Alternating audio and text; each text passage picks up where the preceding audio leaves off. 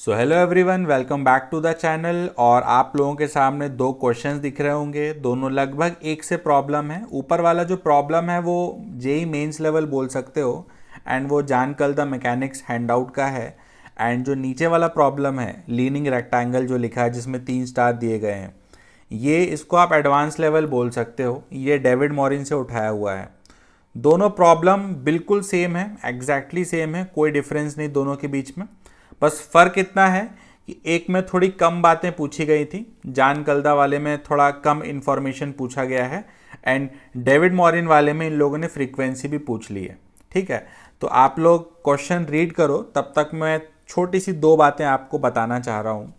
तो बात यह है कि देखो, पहली बात तो मेरा एक बर्थडे था, फिर रक्षाबंधन था, फिर संडे था, तो 3 दिन ना मैंने जम के एंजॉय कर लिया। तो उस वजह से ना वीडियो थोड़ा लेट हो गया, तो उसके लिए सॉरी। और दूसरी बात मुझे ये बोलनी है कि दूसरी बात जो है, मैं सिर्फ उन बच्चों से बोल रहा हूँ जिनके पास लैपटॉप है। तो क्या है कि मैं चाह रहा हूँ कि जल्दी से जल्दी चैनल मोनेटाइज हो जाए। अभी चैनल का जो वॉच टाइम है वो लगभग 1500 आवर्स का है, और वो कंप्लीट करना है 4000 आवर्स में। एक साल के अंदर करना होता, आप लोगों को पता होगा। और अभी 5 महीने हो चुके हैं, तो मान के चलो 7 महीने हैं अपने पास, तो 7 मंथ्स में वो 4000 का, जब 4000 आवर्स का जब वॉच टाइम कंप्लीट होगा, तब जा कर के वो चैनल होगा क्या, मोनेटाइज। तो मेरी आपसे रिक्वेस्ट ये है कि जिन बच्चों के पास लैपटॉप है वो क्या कर सकते हैं, गूगल क्रोम में किसी एक टैब पे मेरे चैनल का कोई प्लेलिस्ट चला के छोड़ दिया करो। ठीक है, मतलब मैं ये नहीं कह रहा हूँ कि ज़बरदस्ती देखो, है ना, वो तो आपका मन है, देखना ना देखना, ज़रूरत होगी तो देखोगे, नहीं होगी तो नहीं देखोगे, है ना। तो मैं कह रहा हूँ कि किसी एक टैब में, गूगल क्रोम में किसी एक टैब में मेरी कोई प्लेलिस्ट चला के छोड़ दिया करो। तो उससे क्या होगा कि मेरा वॉच टाइम जो है ना वो थोड़ा जल्दी कंप्लीट हो पाएगा, और कंप्लीट होगा तो मुझे भी मोटिवेशन मिलेगा। तो ये एक छोटी सी रिक्वेस्ट थी, देख लो, अगर पूरी हो पाए तो बहुत अच्छा है, नहीं हो पाए कोई बात नहीं, मैं तो वैसे भी वीडियो अपलोड तो करते ही रहूँगा। ठीक है, तो ये दो बातें और बतानी थी। अब वापस आते हैं प्रॉब्लम पे, इस क्वेश्चन पे। तो ये जो ऊपर वाला क्वेश्चन है, इसकी अगर मैं बात करूँ तो इसका मैंने एक वाईटी शॉट अपलोड किया था, वो जिसमें मैंने फास्ट फॉरवर्ड किया था, एडिट किया था, तो जो आवाज़ थी वो थोड़ी बदल गई थी, बच्चे जैसी आवाज़ हो गई थी, है ना। जो पुराने सब्सक्राइबर्स हैं वो समझ गए होंगे किस शॉर्ट की मैं बात कर रहा हूँ। जो नए सब्सक्राइबर हैं या जो बच्चा इस वीडियो को या इस चैनल को पहली बार देख रहा है, वो इस चीज़ की चिंता मत करो कि सर इस क्वेश्चन को यूज़ करके इसको सॉल्व करेंगे। मैं ऐसा नहीं करने जा रहा हूँ। मैं इस प्रॉब्लम को एकदम बेसिक से ही सॉल्व कर रहा हूँ। बस मैं याद दिला रहा था आपको कि ये वाला जो प्रॉब्लम है वो ऑलरेडी पड़ा हुआ है चैनल पे, वाईटी शॉर्ट में पड़ा हुआ है। तो बहुत ही सिंपल सा प्रॉब्लम था ये, जेई मेंस लेवल का। आप देखना चाहो तो वो शॉर्ट देख लेना, मैं एक पिंड कमेंट में भी डाल दूंगा उसका लिंक। ठीक, तो ये सारी बातें मैंने अपनी तरफ से बोल दी। अब अपन आते हैं काम की बात पे, जो कि है इस प्रॉब्लम को सॉल्व करना। ठीक, तो देखो, ये प्रॉब्लम जिस पेज नंबर से उठाया है मैंने, उस पेज नंबर का एक और क्वेश्चन मैंने पहले डाला था, ये स्लाइडिंग लैडर वाला। ये भी देखा होगा आप लोगों ने, ये भी काफ़ी फेमस प्रॉब्लम होता है। और ये जिस पेज से मैंने क्वेश्चंस उठाए हैं, ये चैप्टर 7 एंगुलर मोमेंटम पार्ट 1 है। तो उसका अपन ने 2 सॉल्व कर लिया है ऑलरेडी, 3 सॉल्व करने में जा रहा हूँ। 1 बहुत ही इजी है, आप लोग कर सकते हो ट्राई। ठीक है, तो कभी फ्री टाइम रहे तो 1 भी ट्राई कर लेना। बाकी 1 का वीडियो भी आएगा आगे जा कर के। ठीक है, तो चलो, काफ़ी सारी मैंने बातें कर दी, टाइम वेस्ट हो गया होगा। तो अब आते हैं काम की बात पे, जो कि एक क्वेश्चन। ठीक है, तो इस क्वेश्चन में इनिशियल डायग्राम ऑलरेडी दिया हुआ है। ठीक, और फिर क्वेश्चन हमसे ये कहता है कि अगर इसको एक छोटा सा किक मैं ऐसा दे दूँ, तो ऐसा किक देने की वजह से ये जो रेक्टेंगल होगा ये थोड़ा सा ऑसिलेट करने लगेगा। बता रहा हूँ कैसा ऑसिलेट करेगा।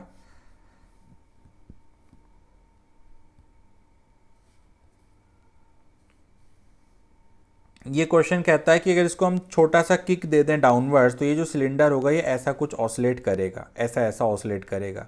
तो इसके ऑसिलेशन का फ्रीक्वेंसी हमको बताना है। ठीक है, तो ये प्रॉब्लम है।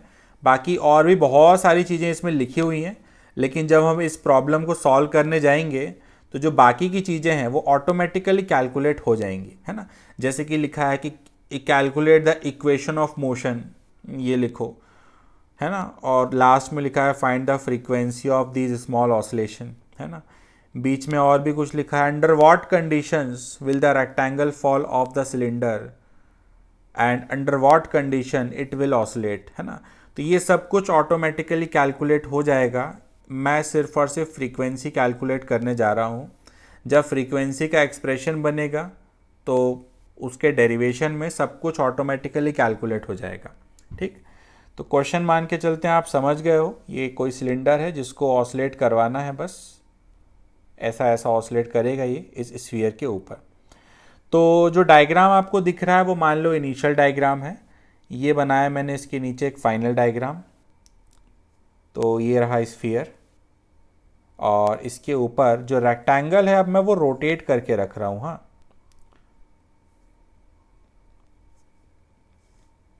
तो ये रेक्टेंगल रखा मैंने रोटेट करके। परफेक्ट ड्राइंग बनी नहीं, सुधारेंगे थोड़ा। हाँ, अब देखो, इस रेक्टेंगल को मान लो मैंने थीटा से रोटेट किया है। ठीक है, तो अगर मैंने इसको थीटा से रोटेट किया है तो ये जो एंगल है ये हो गया थीटा। ऐसा करने की वजह से, अच्छा, पहले जो इनिशियल पॉइंट ऑफ कांटेक्ट था वो यहाँ पे रहा होगा, है ना, ये यहाँ पे। अब जो पॉइंट ऑफ कांटेक्ट है वो इधर आ चुका है, तो ये पॉइंट ऑफ कांटेक्ट भी मूव कर चुका होगा। और ये कितने से मूव किया होगा? ये मूव किया होगा आर थीटा से। इतना समझते होंगे सभी लोग। तो ये मैं यहाँ पर मेंशन कर दूँ, ये जो रेड कलर से डिस्टेंस है, this is R theta and theta is very small. ठीक है, थीटा इज़ वेरी स्मॉल, इस वजह से आर थीटा को आप स्ट्रेट लाइन की तरह ट्रीट कर सकते हो। अब जब मैं इसको रोटेट करूँगा तो होगा क्या कि जो इसका सेंटर ऑफ मास था वो भी रोटेट कर गया होगा, है ना। मैं काम करने जा रहा हूँ, मैं यहाँ पर एक टेम्पररी डायग्राम बना रहा हूँ सिलेंडर का, इनिशियल वाला। तो पहले जो सिलेंडर बोल रहा हूँ, सॉरी, रेक्टेंगल। तो ये जो रेक्टेंगल है इसका मैंने एक इनिशियल डायग्राम बनाया और इस इनिशियल डायग्राम में इसका सेंटर ऑफ मास कहीं यहाँ रहा होगा एंड फाइनल डायग्राम में सेंटर ऑफ मास भी रोटेट करके थोड़ा इधर आ गया होगा। ठीक है, तो जब मैं इसको थीटा से रोटेट करूंगा तो जो इसका सेंटर ऑफ मास रहा होगा ना, वो भी थीटा से रोटेट हो गया होगा। ठीक है, तो मान लो कि जो इसका सेंटर ऑफ मास है वो रोटेट करके कहीं यहाँ आ चुका है। This is the centre of mass and initially centre of मास मान लो कहीं यहाँ पर था, ऐसा कुछ था। मुझे लगता है इनिशियल डायग्राम बना ही देना चाहिए। ठीक है, बना दे रहा हूँ मैं इसके ऊपर, देखो, तो बेटर अंडरस्टैंडिंग मिलेगी थोड़ी। क्या ये रेक्टेंगल मूव करेगा? हाँ, करेगा। तो देखो, मैंने इनिशियल डायग्राम भी बना ही दिया है ना। ब्लू वाला जो है इनिशियल है, ब्लैक वाला फाइनल है। तो इनिशियली सेंटर ऑफ मास कहीं यहाँ पर था, ठीक है, लेकिन जब मैंने इस रेक्टेंगल को घुमाया होगा तो अब जो सेंटर ऑफ मास है वो थोड़ा सा इधर आ चुका होगा, है ना, इधर घूम गया होगा, रोटेट कर गया होगा। तो सेंटर ऑफ मास भी थीटा से ही घूमा होगा, ये ऐसा कुछ, ये भी थीटा से रोटेट कर गया होगा। ठीक है, तो जब ये थीटा से रोटेट किया होगा, मान लेते हैं पहले सेंटर ऑफ मास यहाँ था, अब जो है सेंटर ऑफ मास वो कहीं यहाँ पे है। ये कितना दिया हुआ है? ये ए दिया हुआ है ना, ये पूरा का पूरा 2a था। तो सेंटर ऑफ मास कितने पे होता होगा? ए पे होता होगा।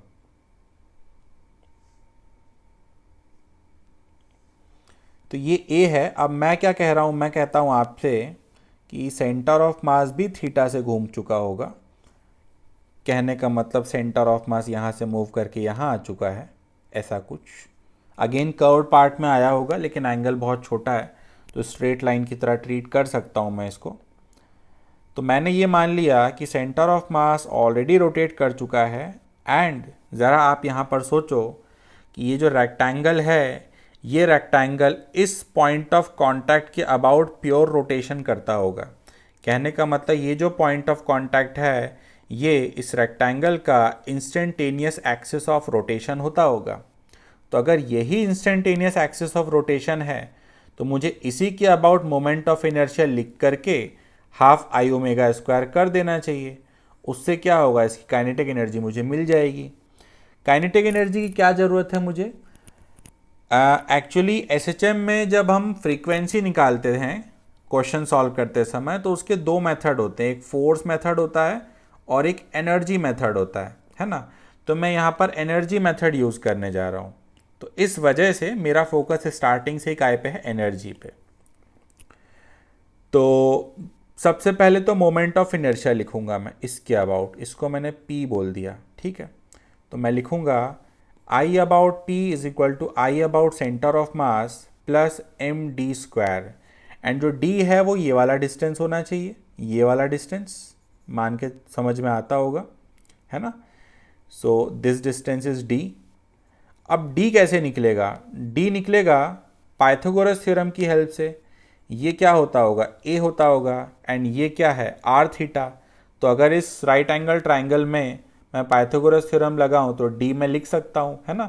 तो डी यहाँ पर जो है वो आ जाएगा, डी स्क्वायर लिखने जा रहा हूँ, जो कि होगा ए स्क्वायर प्लस आर थीटा का स्क्वायर। ये होगा पी के अबाउट मोमेंट ऑफ इनर्शिया, ठीक। अब देखो यहाँ जो थीटा है ना वो बहुत छोटा है, तो अगर थीटा बहुत ही छोटा है तो भाई थीटा स्क्वायर तो ख़त्म ही हो गया, है ना। तो वो थीटा स्क्वायर वाले टर्म को मैं पहले ही नेग्लेक्ट कर दे रहा हूँ। तो यहाँ जो इसका मोमेंट ऑफ इनर्शिया है मैं इतना बोल सकता हूँ, ठीक। आई जो है प्रॉब्लम में गिवन है ऑलरेडी, इसलिए मैं आई का वैल्यू कैलकुलेट नहीं कर रहा हूँ। तो मैंने मोमेंट ऑफ इनर्शिया तो लिख लिया। अब अगर मैंने मोमेंट ऑफ इनर्शिया लिख लिया तो मैं काइनेटिक एनर्जी लिख सकता हूँ using half I omega square. तो ये हो गई काइनेटिक एनर्जी। अब जो एनर्जी वाला मेथड होता है ना, उसमें टोटल एनर्जी लिखनी होती है, और अगर टोटल एनर्जी लिखनी है तो पोटेंशियल एनर्जी भी लिखनी पड़ेगी। और अगर पोटेंशियल एनर्जी लिखनी है तो कहीं ना कहीं रेफरेंस लेवल भी मानना पड़ेगा, है ना। तो रेफरेंस लेवल मैंने इनिशियल ही मान लिया है, मतलब इनिशियली जिस लाइन पे सेंटर ऑफ मास था उसी को अगर मैं रेफरेंस लेवल बोल दूं तो इनिशियल पोटेंशियल एनर्जी क्या हो गई? ज़ीरो। अब मुझे सिर्फ और सिर्फ फाइनल पोटेंशियल एनर्जी लिखनी पड़ेगी। तो देखो, कहने का मतलब यही है कि ये क्वेश्चन उन बच्चों को समझ में आ रहा होगा जिनका रोटेशन अच्छा है एंड एसएचएम भी अच्छा है, मतलब दोनों कॉन्सेप्ट यहाँ पे यूज़ हो रहे हैं। और सीधी सी बात है, एडवांस लेवल प्रॉब्लम है तो मल्टीपल कॉन्सेप्ट तो यूज़ होके रहेंगे। तो ये रेफरेंस लेवल मैंने मान लिया, या फिर रेफरेंस लाइन मैंने मान लिया। अब मुझे ये देखना पड़ेगा कि इस रेफरेंस लाइन से कितना हाइट नीचे सेंटर ऑफ मास आया है ना। तो अगर मैं इसको एच बोलूं तो जो पोटेंशियल एनर्जी है, फाइनल पोटेंशियल एनर्जी, वो मुझे लिखना चाहिए क्या? वो मुझे लिखना चाहिए माइनस एम जी एच। ये होगी फाइनल पोटेंशियल एनर्जी। अब मुझे मेहनत करनी पड़ेगी एच कैलकुलेट करने में, ठीक है। तो एच मैं कैसे कैलकुलेट करूँगा? एच कैलकुलेट करने का फंडा ये होना चाहिए कि मैं पहले सेंटर से देख लूँ कि सेंटर से कितना ऊपर था सेंटर ऑफ मास, ये पता कर लूँ।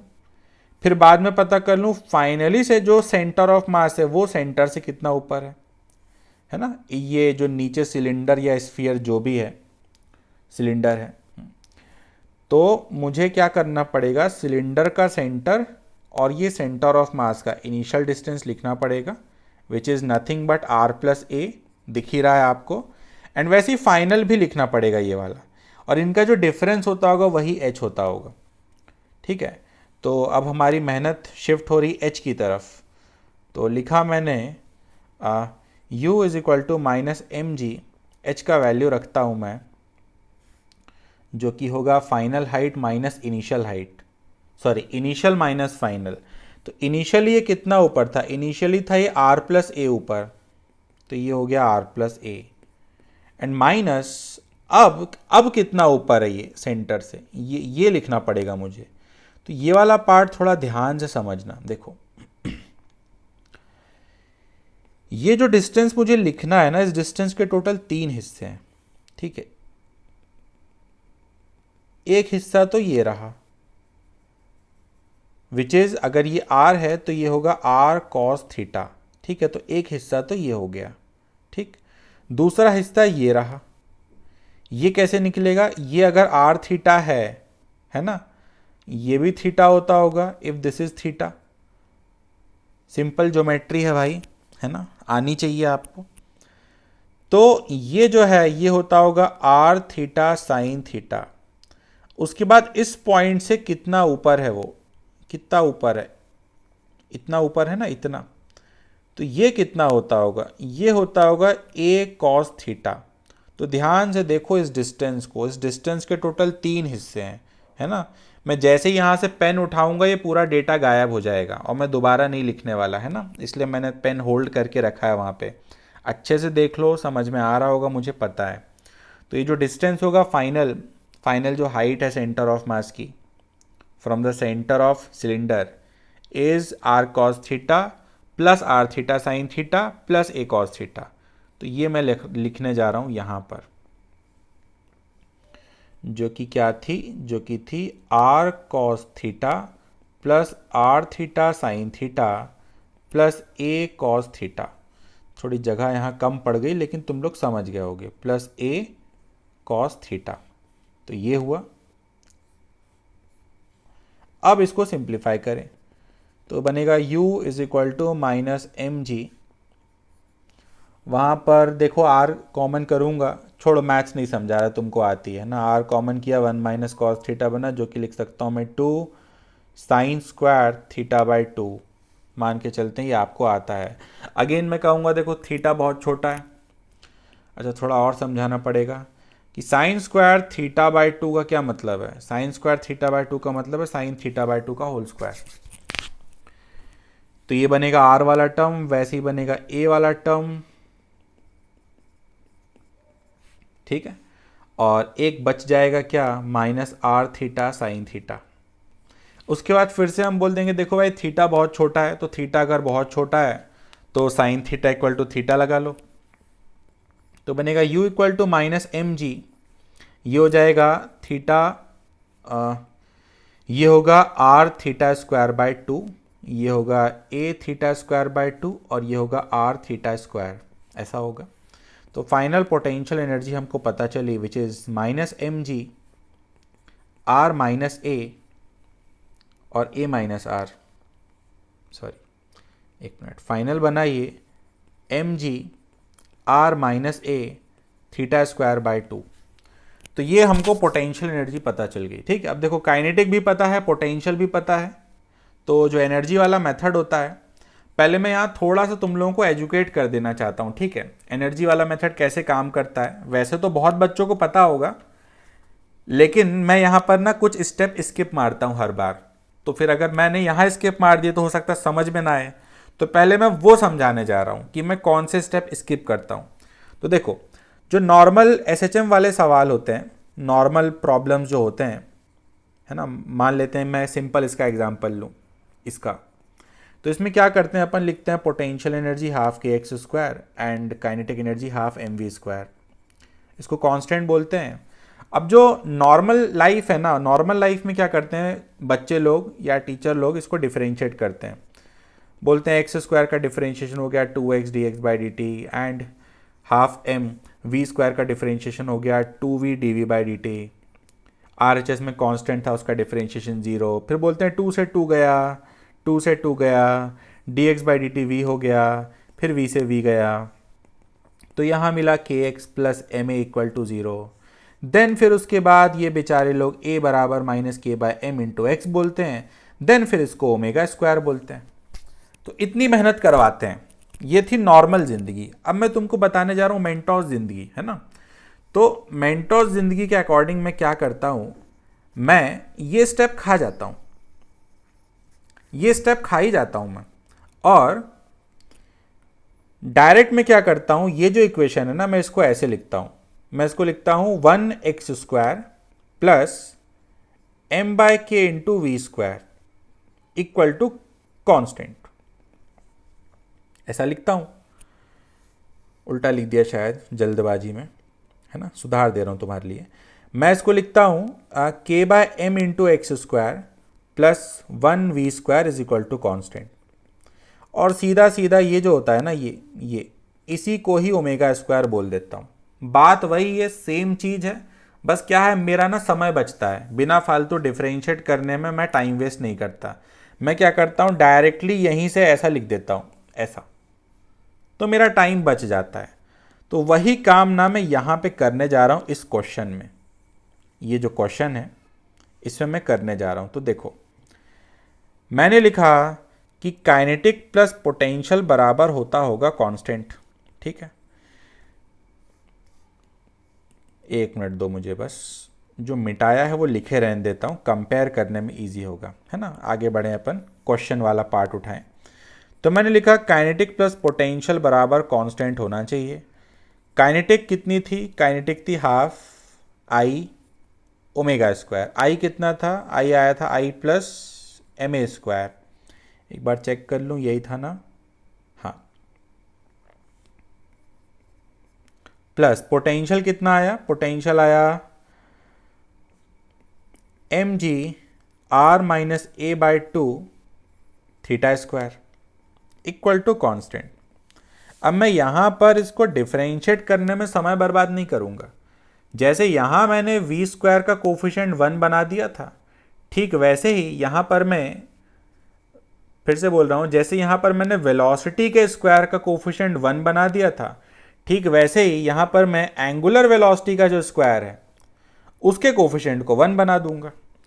तो मेरा अगला स्टेप आएगा 1 omega square plus M ji R minus A divided by I plus M A square into theta square equal to constant. मैंने ऐसा किया, और जैसे यहाँ पर मैंने इसको ओमेगा स्क्वायर बोल दिया था, वैसे ही मैं यहाँ पर इसको भी ओमेगा स्क्वायर बोल दूंगा। अच्छा, यहाँ दो दो ओमेगा है, कोई कंफ्यूज मत होना। ये जो ओमेगा है ये रोटेशन वाला ओमेगा है, एंड ये जो ओमेगा लिखा है ये एसएचएम वाला ओमेगा है ना। हमसे एसएचएम वाला ओमेगा पूछा गया था। तो ओमेगा की वैल्यू हमको प्राप्त हुई which is M ji R minus A divided by I plus M A square. So this is our final answer.